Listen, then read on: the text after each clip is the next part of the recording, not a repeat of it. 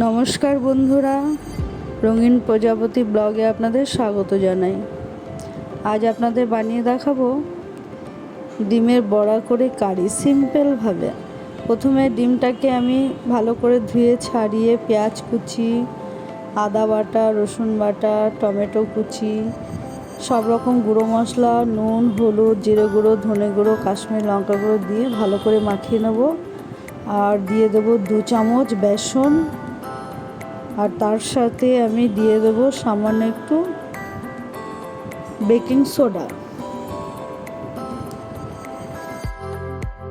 তারপরে ডিমগুলো এক এক করে বড়ার আকারে ভেজে নেব। ভেজে নিয়ে সামান্য কিছু জিনিস দিয়ে তরকারি করব, মানে কারি করব।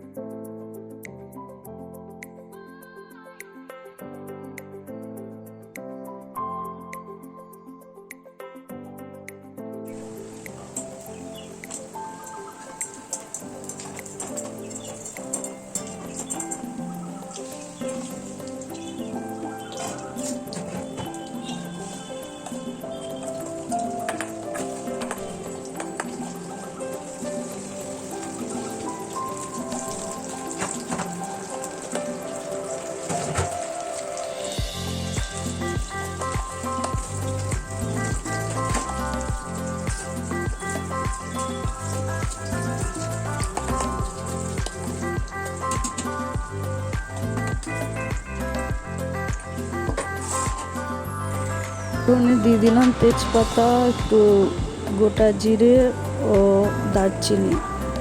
তারপরে দিয়ে দেবো কুচনো পেঁয়াজ,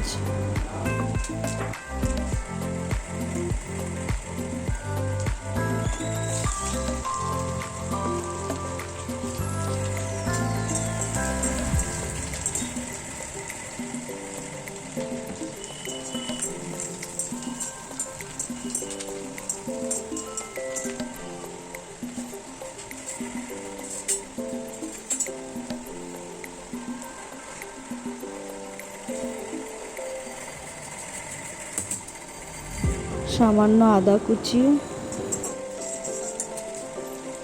টমেটো কুচি, আর এক একে দিয়ে দেবো সমস্ত রকম অল্প অল্প করে গুঁড়ো মশলা, একটা দুটো কাঁচা লঙ্কা,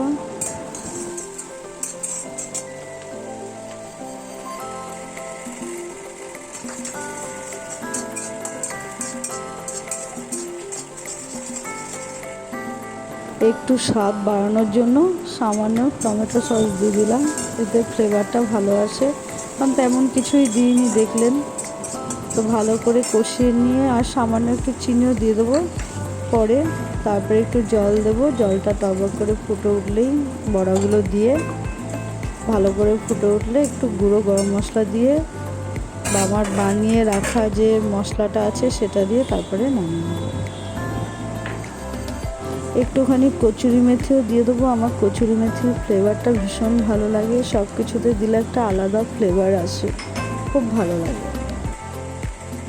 এই যে গুঁড়ো মশলাটা দেখছেন, এটা আমি একটা শুকনো লঙ্কা, তেজপাতা, দারচিনি, এলাচ, লবঙ্গ, এত কিছু, তারপর মৌরি, গোটা জিরে, এই সমস্ত কিছু ভেজে গুঁড়ো করে রেখেছি। এর ফ্লেভারটা খুব ভালো লাগে, নিরামিষও দেওয়া যায়, আমিষও দেওয়া যায়।